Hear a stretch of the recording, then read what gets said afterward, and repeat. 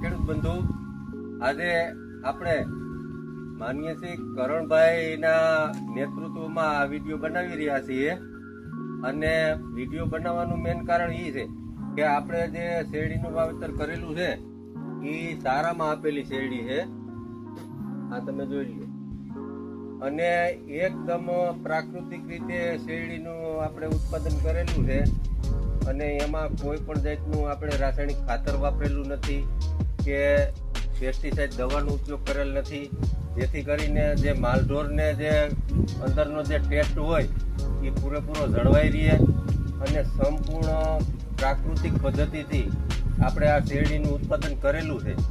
અને જે તે કોઈ માલધારી ભાઈઓ હોય, કોઈ આપણે ખેડૂત પશુપાલક હોય તો એને ચારા માટેની જે શેરડીની જરૂર હોય તો બેસ્ટમાં બેસ્ટ શેરડી છે.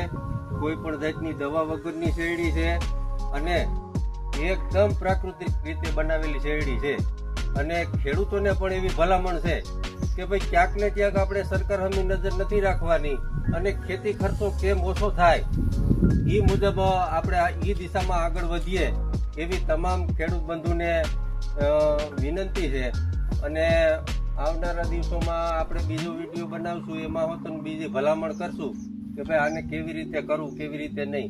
અને આપણે બંસી ગીર ગૌશાળા અમદાવાદ જે ગોપાલભાઈ સુત્રિયા છે એના વિડીયો બધા લગભગ ખેડૂતો જોતા જ હશે. અને એના માટેનું આપણે અહીંયા ગૌ કૃપા અમૃતમ બેક્ટેરિયા પણ બનાવેલા છે. તો એ કોઈ ખેડૂતોને કે આપણે ખેતરની અંદર વાપરવા હોય તો આપણે એનો નિઃશુલ્ક આપણે આપીએ છીએ. 200 લીટરના બેરલમાં 1 લીટર બેક્ટેરિયા લઈ જાય એટલે 200 લીટર બેક્ટેરિયા થઈ જાય. અને પછી બીજા નંબરમાં ઘન જીવામૃત હોય, જીવામૃત હોય, એવું બધું એમાં વાપરવાનું હોય.